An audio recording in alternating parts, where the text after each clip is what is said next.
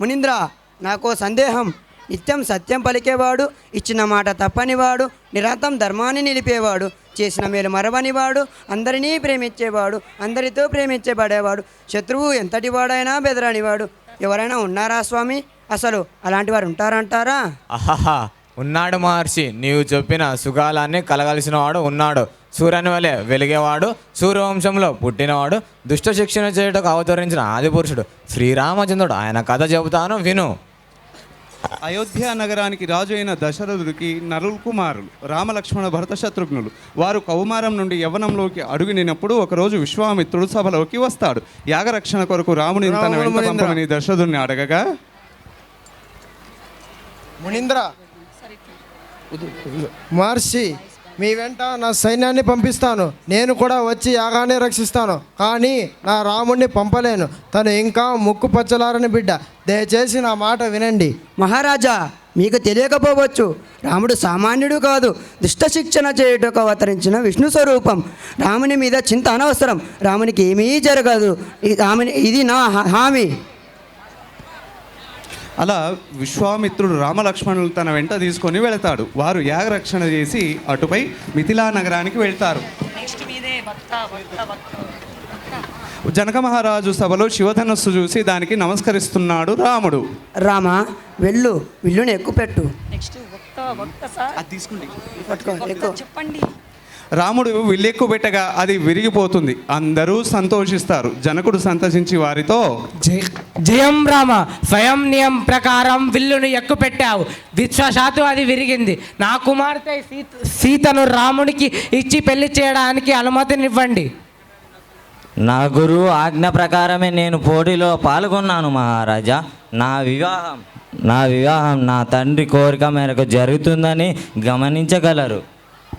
మహారాజా, వీరి కలయిక లోక కళ్యాణం. నేను దశరథ మహారాజుకు కబురు పంపుతాను. మీరు చర్చించుకోండి.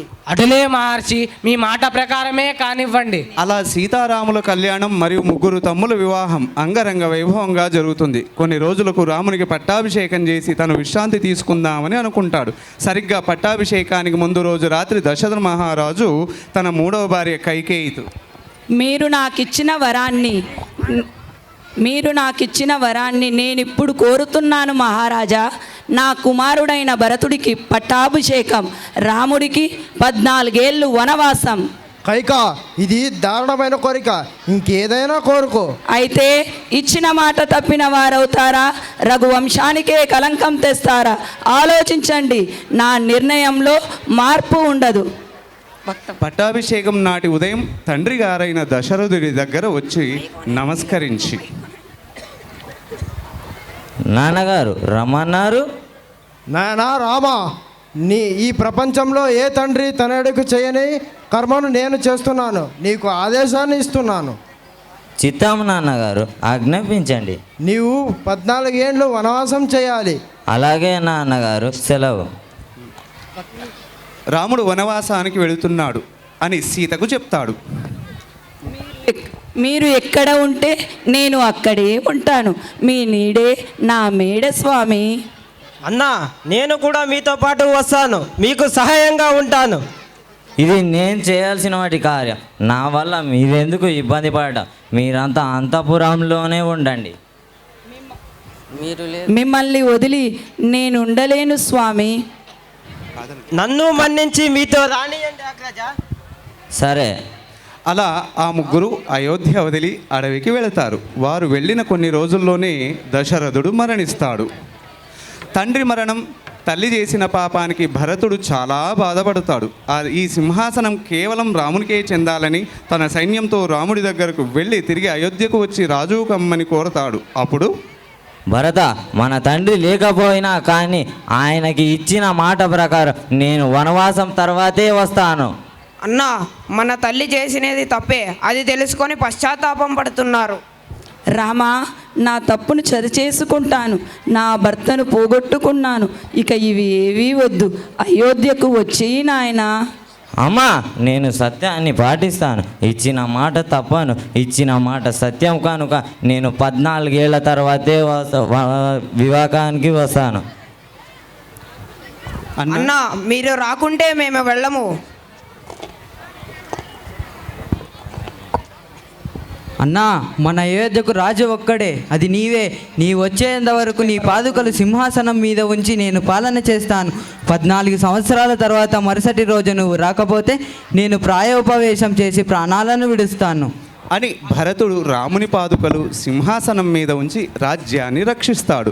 సీతారామ లక్ష్మణులు వనవాస కాలంలో వివిధ మునుల ఆశ్రమాలు సందర్శిస్తూ 13 ఏళ్ళు గడిచిపోయే సమయానికి దగ్గరగా ఉన్నప్పుడు సీతారామ లక్ష్మణులు గోదావరి నది ఒడ్డున పంచవటిలో తమ ఆశ్రమాన్ని ఏర్పాటు చేసుకొని జీవిస్తూ ఉన్నారు. అప్పుడు శూర్పణఖ రాముని చూస్తుంది. రందగాడా, నువ్వు ఎవరో నాకు తెలియదు, కానీ నిన్ను వరించాలని ఉంది. నన్ను వివాహం చేసుకో. హే తింగరి, మా అన్నకు ఇంతకు ముందే పెళ్ళయింది, నువ్వు తిరిగి వెళ్ళు. పర్వాలేదు, నేను చేసుకుంటా. ఓయ్ పిచ్చిదాదా, నీకు చెబుతుంటే వినబడదా? హే, నువ్వు కూడా బాగానే ఉన్నావు.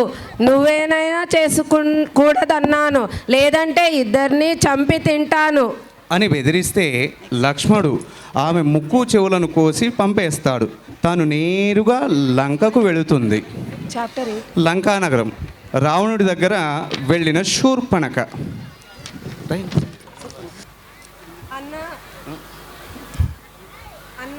నేను ఎంతోమంది స్త్రీలను చూశాను, కానీ సీత వేరు. తను నీలాంటి వీరుడికి భార్యగా ఉండాలి, కానీ ఆ రాముడికి కాదు. వెళ్ళు, ఆ సీతను వరించు. అవునా? మరి నువ్వు ఇంకేమీ మాట్లాడకు. సీత నీ పక్కన లేకుంటే ఎంతమంది ఉన్నా వ్యర్థమే. ఒక్క సీత చాలు. ఆ మాటతో రావణుడు సీతను అపహరించడానికి బయలుదేరుతాడు. పంచవటి సమీపంలో రావణుడు మారీచుని సహాయం అడుగుతాడు. మారీచుడు ఆ ప్రయత్నం మానుకోని చెప్పిన రావణుడు వినడు. మారీచుడు మాయలేడిగా మారి రామలక్ష్మణులు ఏమారుస్తాడు. రావణుడు సీతను అపహరించి తీసుకువెళతాడు. జటాయు ద్వారా విషయం తెలుసుకున్న రామలక్ష్మణులు బాధపడుతూ, తప్పు చేశాము లక్ష్మణ, మన ఇద్దరు ఉండి కూడా తనను కాపాడలేకపోయాం. అవును అన్నా, నేను వదిన మాట వినకపోయింటేనే బాగుండేది. ఇక ఇప్పుడు ఆలోచించి ఏం లాభం చెప్పు. జటాయు చెప్పినట్టు మనం దక్షిణ వైపు వెళ్ళి చూద్దాం పదా. అలా వాళ్ళు కిష్కింధపురికి చేరుతారు. అక్కడ వాళ్ళకి ఎదురుపడ్డ వ్యక్తిని చూసి, హనుమా ప్రభు. అలా హనుమ రామలక్ష్మణులు సుగ్రీవుడికి పరిచయం చేస్తాడు. అధర్మపరుడైన వాలి రాముడు వధిస్తాడు. సుగ్రీవుడు సీతమ్మను వెదడానికి తన సైన్యాన్ని అన్ని దిక్కులకు పంపుతాడు. హనుమ సముద్రం లంఘించి లంకలో ప్రవేశించి సీతమ్మను కలిసినప్పుడు,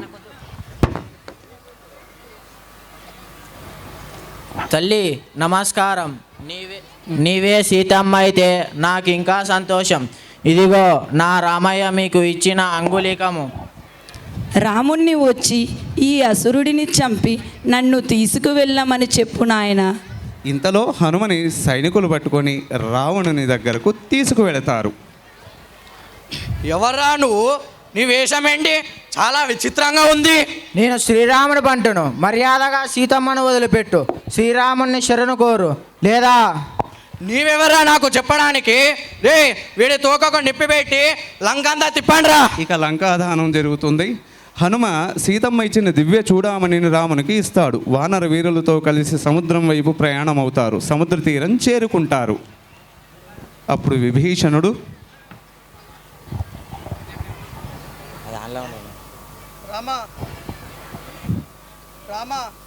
మైక్ వస్తున్నా నా కింద. రామా, నా అన్నగారు చేస్తుంది అధర్మ కార్యం. నేనెంత చెప్పినా వినలేదు, కాబట్టి నేను మీ శరణు కోరుతున్నాను. అలాగే హనుమ, ఇక యుద్ధానికి అనివార్యం. అందరూ యుద్ధానికి సిద్ధమవ్వండి, సేతును నిర్మించండి. జై శ్రీరామ్, జై శ్రీరామ్.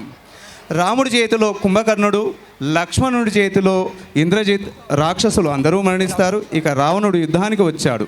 రామరావణ యుద్ధం జరుగుతూ ఉంది. రాముడి చేతిలో రావణుడు పడిపోతాడు. అప్పుడు రాముడు మళ్ళీ రేపురా అని వదిలేస్తాడు. అప్పుడు రావణుడు ఇంటికి వెళ్ళి చాలా విచారంగా ఉంటాడు.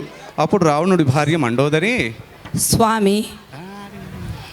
స్వామి నేనెప్పుడూ మిమ్మల్ని ఏదీ కోరలేదు, ఏదీ చెప్పలేదు.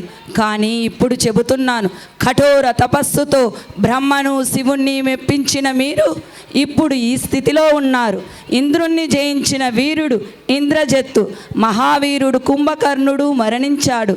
దీనన్నిటికీ కారణం మీ పరస్త్రీ వ్యామోహం. పరస్త్రీని ఇంట బంధించి లంక నాశనానికి కారకులయ్యారు. ఇకనైనా రాముడిని శరణు వేడండి స్వామి. రామరావణ యుద్ధం జరుగుతుంది. రావణుడు ఆ యుద్ధంలో మరణిస్తాడు. సీతమ్మ రాముని చెంత చేరింది. రాముడు విభీషణునికి లంకను అప్పజెప్పి అయోధ్యకు వెళతారు. అయోధ్యలో రామునికి పట్టాభిషేకం జరుగుతుంది. రాముడి కథయే రామాయణం. స్వస్తి. ఇంతటి దివ్య పురుషుడి గురించి తెలుసుకొని నా జన్మ తరింపజేసింది. ఈ రామాయణ గాథని నేను రచించి ప్రతి మానవుడికి చేరేలా చేస్తాను. జై శ్రీరామ్, జై శ్రీరామ్, జై శ్రీరామ్.